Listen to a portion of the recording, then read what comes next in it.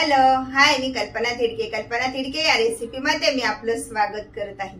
Tiffin साठी तोंडी लावण्यासाठी बनवूया हिरवीगार कोबीची भाजी। ठेवलंय, आता गॅस बंद करूया। त्यामध्ये 1 चमचा मीठ टाकून घ्यायचं आणि त्यानंतर स्वच्छ धुवून घेतलेला हा कोबी तर तो त्यामध्ये टाकून घेऊया। कोबी कधी उकळायचा नाहीये, तर असं गरम पाण्याने स्वच्छ धुवून घ्यायचा आहे। उकर जो वास आहे तर तो निघून जातो।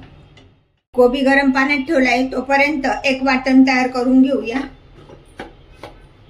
ह्या 4 हिरव्या मिरच्या घेतल्या, आलं, लसूण 9-10 लसणाच्या पाकळ्या घेतल्या आणि देठासहित कोथिंबीर। कोबी पुन्हा एकदा स्वच्छ पाण्याने धुवून घेऊया।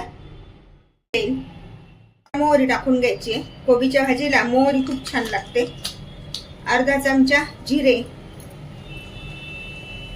मोहरी तडतडते तर त्यामध्ये टाकून घेऊया चिमूटभर हिंग, कढीपत्ता, वाटण।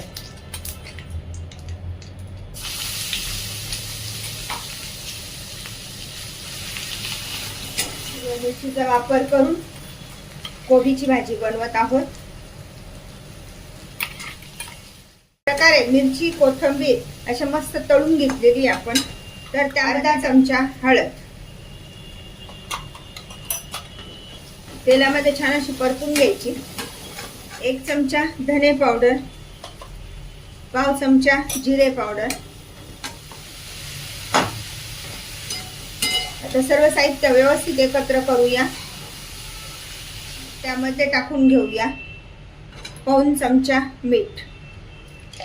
सर्व साहित्य असं व्यवस्थित एकत्र करून घेऊया।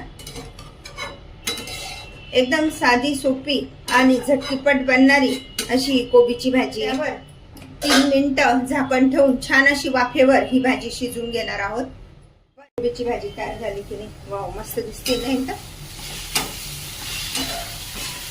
2-3 मिनिटं छान असे झाकण ठेवायचं आणि मधून मधून थोडंसं हलवून द्यायचं। ते टाकून घेऊया अर्धा चमचा साखर।